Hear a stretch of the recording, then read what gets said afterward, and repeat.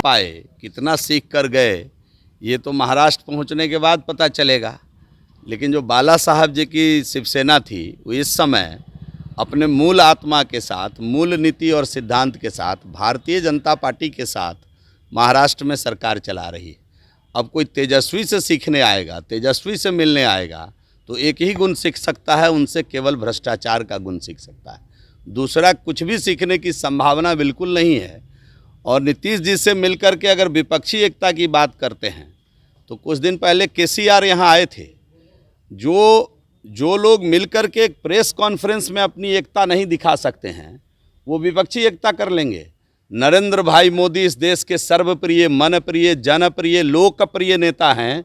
उनके सामने किसी भी प्रकार की कोई विपक्षी एकता कामयाब नहीं हो सकती। चुनाव किसके साथ लड़े थे और सरकार किसके साथ बनाए, उनको याद नहीं है क्या? उनकी उम्र कम है।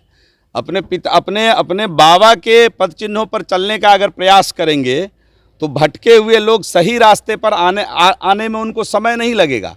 अगर वो इसी प्रकार घूम घूम करके पाए, कितना सीख कर गए, ये तो महाराष्ट्र पहुंचने के बाद पता चलेगा।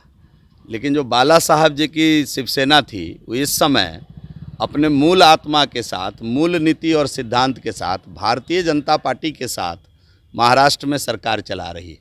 अब कोई तेजस्वी से सीखने आएगा, तेजस्वी से मिलने आएगा, तो एक ही गुण सीख सकता है, उनसे केवल भ्रष्टाचार का गुण सीख सकता है। दूसरा कुछ भी सीखने की संभावना बिल्कुल नहीं है। और नीतीश जी से मिलकर के अगर विपक्षी एकता की बात करते हैं, तो कुछ दिन पहले केसीआर यहाँ आए थे। जो लोग मिलकर के एक प्रेस कॉन्फ्रेंस में अपनी एकता नहीं दिखा सकते हैं, वो विपक्षी एकता कर लेंगे। नरेंद्र भाई मोदी इस देश के सर्वप्रिय, मनप्रिय, जनप्रिय, लोकप्रिय नेता हैं। उनके सामने किसी भी प्रकार की कोई विपक्षी एकता कामयाब नहीं हो सकती। चुनाव किसके साथ लड़े थे और सरकार किसके साथ बनाए, उनको याद नहीं है क्या? उनकी उम्र कम है। अपने बाबा के पद चिन्हों पर चलने का अगर प्रयास करेंगे तो भटके हुए लोग सही रास्ते पर आने में उनको समय नहीं लगेगा। अगर वो इसी प्रकार घूम घूम करके